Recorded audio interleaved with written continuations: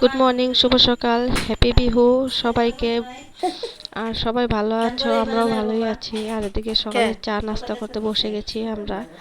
এদিকে ছেলেকে বললাম আজকে সংক্রান্তির দিন পূজাটা দিয়ে ফেললো, তো পূজা দিতে বসলো। আর ওইদিকে ওর বাবা দই চিড়া মুড়ি এনেছে, ওর পিসি নিয়ে বসেছে, সবাইকে দিচ্ছে। পিঠা করিনি, পিঠা করব। ওর বাবা পরে গুঁড়ি করে এনে দিবে, তো ওইগুলো আগে খেয়ে নিই। সকালে সংক্রান্তি আমাদের দই চিড়ামুড়ি খায়, তো সবাই বসে গেছি দই চিড়ামুড়ি খেতে। আর এদিকে রান্নারও জোগাড় করা হচ্ছিল। তো এদিকে আর পিসি বললো কি বানাবো, তাই বললাম সব সবজি আছে, একটা নিরামিষ বানিয়ে ফেল।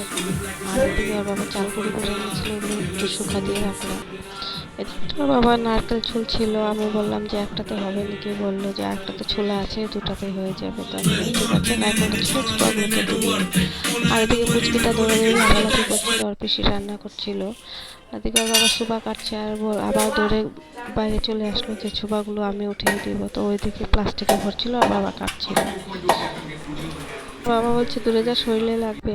তারপর দুপুরে খাওয়া দাওয়া সেরে আমরা চলে আসলাম একটু মেয়েকে সাজাতে, কারণ কি বিহু একটু সাজিয়ে দিই, একটু নাচ গান করুক।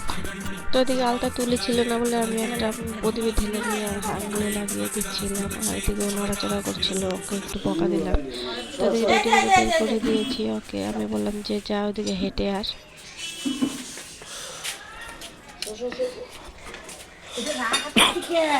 তারপর বিকালে চলে আসলাম রান্নাঘরে, চা বানাচ্ছি একদিকে, আর একদিকে পিঠা করছিলাম, তো পিঠা হচ্ছিল না। আর এদিকে ওর বাবা এদিকে রেডি করছিল মাংস এনে, কি গ্রিলিং করবে না কি করবে, আমাকে বলছে একদিকে একটু মাংস রান্না করে দাও। তো ওইদিকে ওদেরকে রান্না করে দিচ্ছিলাম, এদিকে ওর বাবা রেডি করছিল, আর এদিকে ওর পিসি ঘরে পিঠা বানাচ্ছিল। তো বিহু কবে এই নিয়ে আমাদের একটু ঘুলুমুলু খাচ্ছিলাম আমরা, তাই আমরা আজকে করেছি। আর এদিকে আমাদের পিঠা রেডি হয়ে গেছে। তো ব্লগটা ভালো লাগলে লাইক করে দিও, সাবস্ক্রাইব করে দিও, কমেন্টে জানিও। আর হ্যাপি বিহু, গুড নাইট।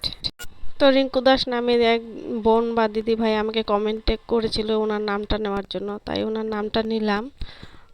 তো তোমাদেরও যদি শাউট আউট লাগে তো ভিডিওটা কমেন্ট করে সাবস্ক্রাইব করে দিও।